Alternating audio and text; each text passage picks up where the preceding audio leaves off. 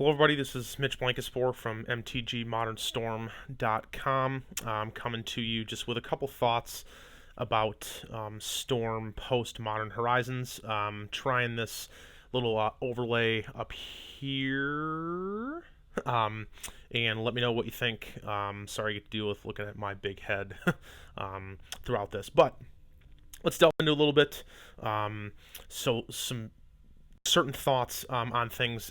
For those of you who don't follow us on Twitter, at Storm Modern is a good place to go to. I ran a bunch of polls. Let me try to pull those up here so we can go over them on what people have been running, certain things like that. Let me start with this is sort of what I've been working with here to start. A couple things to note. This is if you are playing if you like fetchless mana base. This one is if you like fetches. I think not without going into much detail. I think it's not a super huge difference between fetch lands or fetchless mana base. I think both have pros and cons. I think they're a little bit pretty small in difference. Couple things to note. Fiery Islet. This is the new land here that we got on the Modern Horizons. It is the Horizon Canopy Izzet land. I posted on Twitter how many people have been playing Islet and in what numbers. The results I got here were, and this is still going on, I posted this early this morning, 48% of you are playing one Islet, which I think was going to be, when I made the poll, that's what I thought was going to be the most likely answer. And 25% are 0, 20% are 2, and 8% are more than 2. I will be the first to admit that I was a little bit incorrect in this assumption. I thought that we'd be playing at least 3 or 4 of these. Turns out it's a lot of damage to take from your lands, so that hasn't been the case. I think the correct number is probably 1 at this point. The thing I was interested in that poll was to see if there were more people playing 0 or more people playing 2. I've been playing with 2, and that hasn't bit me too much yet, but I've been playing, a lot of non-interactive BS that Modern has been going on. Haven't played too much burn or too much aggressive aggro or things like that. So that was one thing. Another thing to think about here, let me try to pull off this stuff, is the amount of mana bears. Started with, I've been playing in general. I kind of like what Caleb Shearer's done with his research. I usually take his list as a starting point and tweak them to my liking. He was playing 6 a little while ago. Modern's just so fast. I mean, I think not playing at least 7 is just strictly incorrect. I think you can probably get away with 7 if you want to, though I think 8 is better. Yes, you do have draws that you overload on mana bears, but a lot of times it doesn't matter too much because Modern's just so fast. If they kill it, you just have another one. I did run a poll about that earlier this morning. It's only 4 hours in. How many mana bears are you playing? 50% of you. It's about 92 votes on each one of these, so you're getting close to 100. Again, that's at Storm Modern on Twitter. 50% of you are playing 8, 32, 7, 12%, 6, and 7% less than 6. Boy, I couldn't imagine playing 6, let alone less than 6. So that's that. On the win cons, we've gone back and forth about, 2 grape shots, 3 grape shots made, no empty the warrens. With the amount of graveyard hate running around with Hogak being a thing, and this was, going back to Izzet Phoenix decks, playing Surgical Extraction main deck, I really do think that you need to have a second win condition in your deck. And I think one of empty the warrens is fine. Flex slots sort of in this list for me, I would put these sort of category as my flex slots. Caleb put in a Peer Through Depths, and I've kind of liked that a lot. There's been some random Urza BS decks running around playing Chalice the Void. More on that in a second. So cutting on 1 mana cantrips has been has been good for me, just cutting down a couple. And the repeal main deck, I was off of this for a while, and I think there's just so much crazy stuff that people can play in Modern. You have these been on the downtick a little bit, but Edgar Magayesh, I can't even say his name right, the Canadian from the SCG Tour, was playing like a Devoted Druid combo deck, and sometimes I'd run into online people playing like a one of Eidolon Rhetoric or just random hate pieces that you might see in the main. I lost to Conley Woods on his stream, and he was playing like Leyline of the Void, Leyline of Sanctity main deck, just random stuff like that. I could see cutting down to one Remand. I really don't think Remand is that great in Modern right now, given that the format is so fast. But obviously, you guys know about the Grape Shot, Remand your own Grape Shot again. That's the way to get through Graveyard Hate, which is, I would probably argue, an all-time high in Modern right now. I don't think that there's decks that are playing more Graveyard Hate than now. It's just Hogak is so busted that you can't. Every deck's gonna have Graveyard Hate. Moving on to the sideboard, I have gone back and forth on a couple things.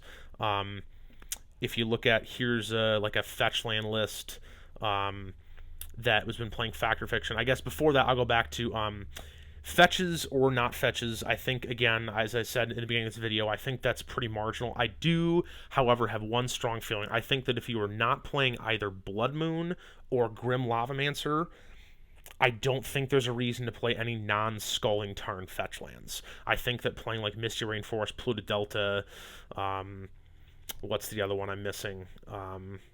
Flooded Strand. I think that can be really detrimental when you want an island, or you want a red source, you have to shock.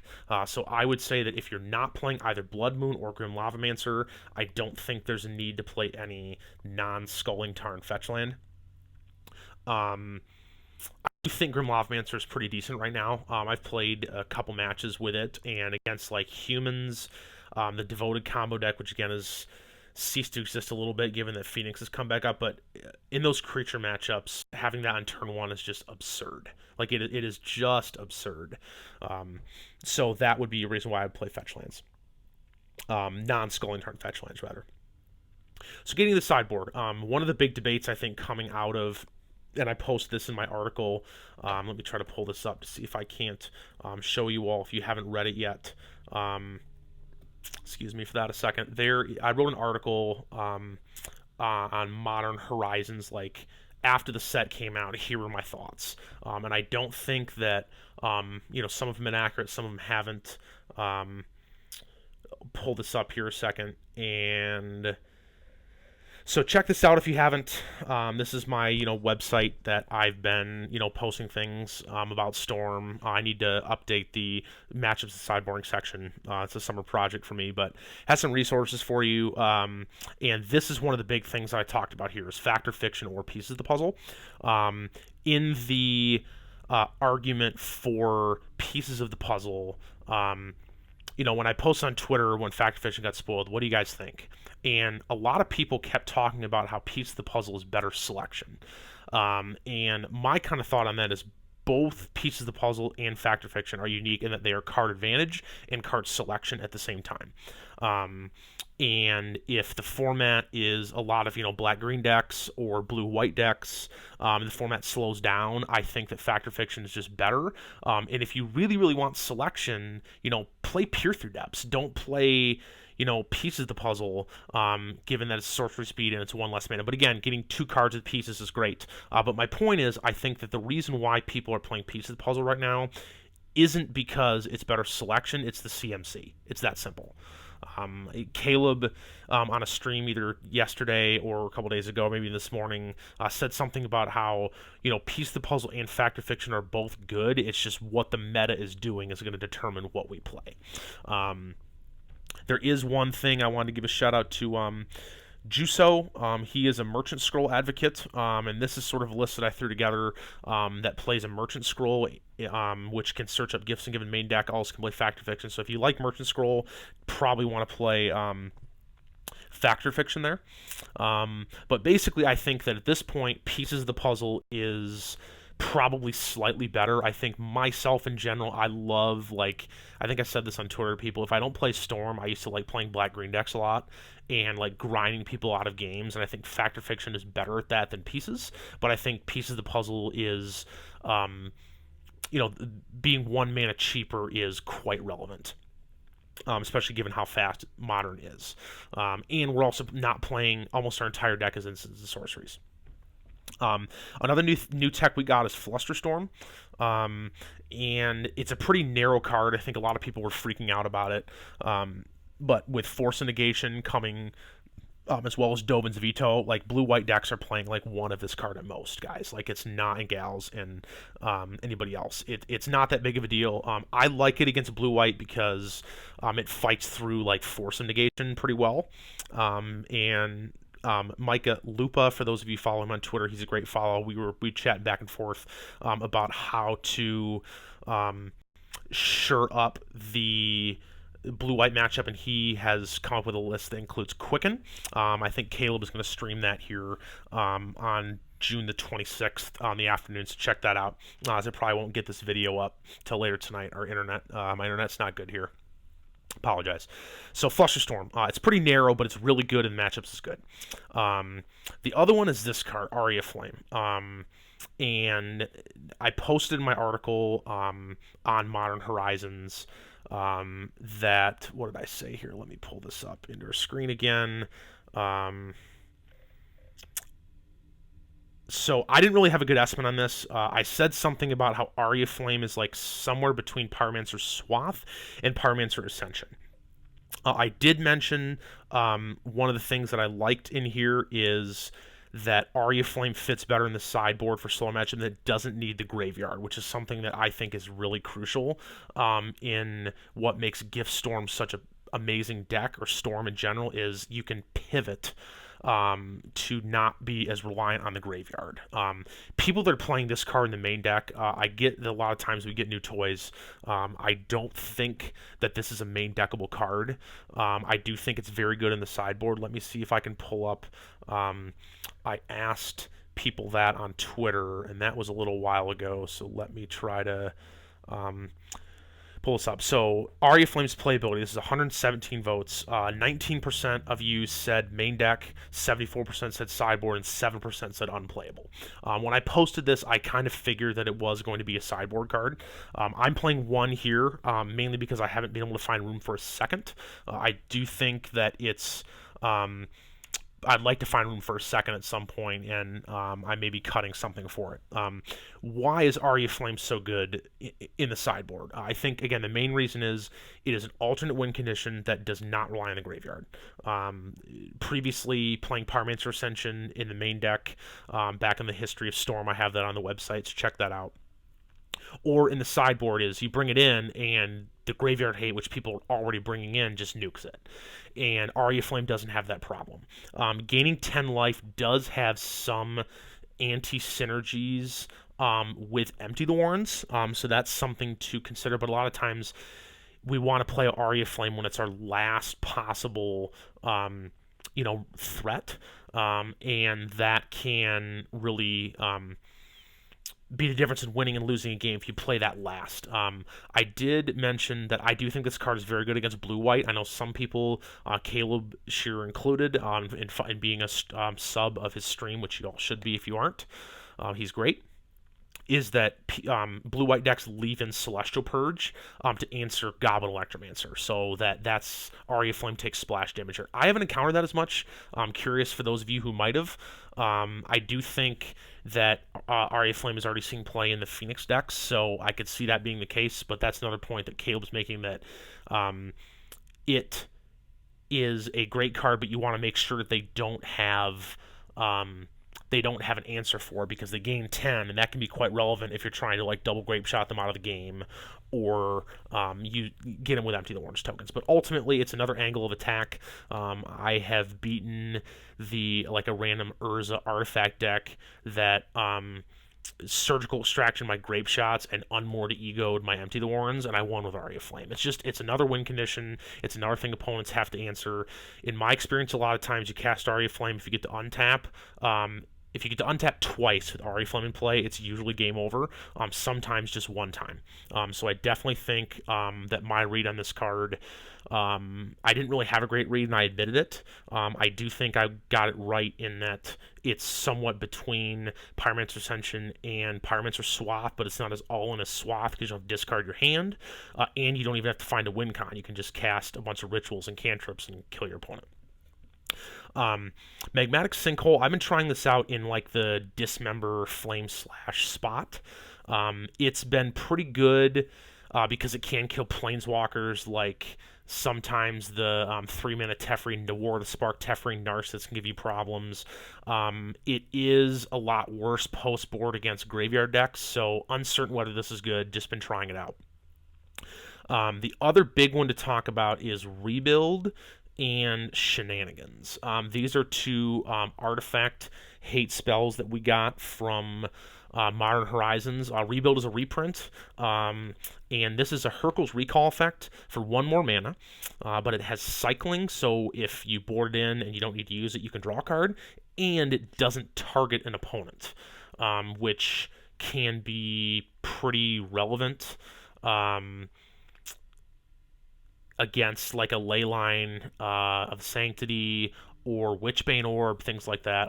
Someone did point out to me that in the corner case against Tron, it's a lot worse because if they drop the new Karn the Great Creator with Mycosynth Lattice, which turns everything into artifacts, you can float mana and then Hurkyl's Recall and their entire board just goes back in their hand and you keep your board. So in that corner case, Rebuild is worse, but I don't think Tron is like really playable right now, so I wouldn't worry about that too much. Shenanigans. This is basically the reason to play this card is it's a consistent shatter effect that you can also Gifts Ungiven for, and it gets around Grafdigger's Cage because your opponent either puts it in your hand, you get to cast it, or they put it in your graveyard, you can dredge one, put it back to your hand. My issue with this card is that in my experience playing against some of the like random artifact decks is they're going to play Chalice, and their first one might be Chalice on 1, but ultimately people who know that play against this deck, when to beat Storm you Chalice on 2, and this doesn't beat Chalice on 2. Neither does Abrade. So that's, again, might be a corner case scenario, as I mentioned, with Hurkyl's Recall, but that's something that I've run into that's maybe consider cutting Shenanigans for Shattering Spree as an option. The Replicate mechanic gets around Chalice, things like that. I did post something on Twitter about the artifact hate in Modern Horizons. So Modern Horizons artifact removal of choice. Rebuild, Shenanigans, both or neither. 42% said Rebuild. This is of 91 votes. 30% said Shenanigans. 10% said both, and 19% said neither. And I think the ones that say neither or neither, however you want to say it, are leaning on Abrade. I will admit that in this current list that I've been playing, I do feel like I need one more effect for like humans aggressive decks. Maybe it's a Grim Lavamancer. I played that. I'm off it right now because humans, I've seen a little bit of a downtick on Moto, but could be another Abrade, could be another Bolt. That's sort of the one piece that's missing there. Quickly wanted to give Micah Loop a shout out. He's a friend of mine. We sort of connected over social media. He's a Storm guy. He has some different thoughts on the deck than the more well-known Caleb Shear does, but I think that's really valuable. I've mentioned this multiple times that Caleb does phenomenal work, and he's a better Storm pilot than I am. Both Micah and him are, but I think that taking people can have other builds of the deck and not be incorrect. I think Storm is such a complex combo deck that you don't have a lot of flex slots, but the flex slots you do have, you can really use to your advantage. So he came up with this build using Quicken. Now everyone I've talked to just loses their mind over the fail case scenario of, hey, we get to Quicken Grape Shot, kill our opponent. And yes, that does happen, but it can not work at times. This was his list. I think I added one Fiery Islet, and that's it. He also only is an advocate for only one Grape Shot, which his argument, I think, is if you play 2, you don't draw it enough. So Uh, you need to play 3 in order to have a double grape shot kill consistently enough, so then why waste a slot on a second one, which does make sense. I do think, though, if you're going to play Quicken, you might want to play a second grape shot, just a thought. But the other reason, and he explained this on Twitter, that, and I think I retweeted it, that is a big deal, is this build specifically, you notice Noxious Revival and Rebuild, you can combo kill your opponent with Quicken against a Hogak deck that mills you out with Alter Dementia. So what happens is you Quicken in response to their Alter, one of their Alter triggers, let them mill you, and then you get to flashback Past in Flames, cast a bunch of rituals, cast Past in Flames, flashback a bunch of rituals, rebuild their Altar back to their hand so they can't mill you in response to something that's happening later. Then you flashback Quicken.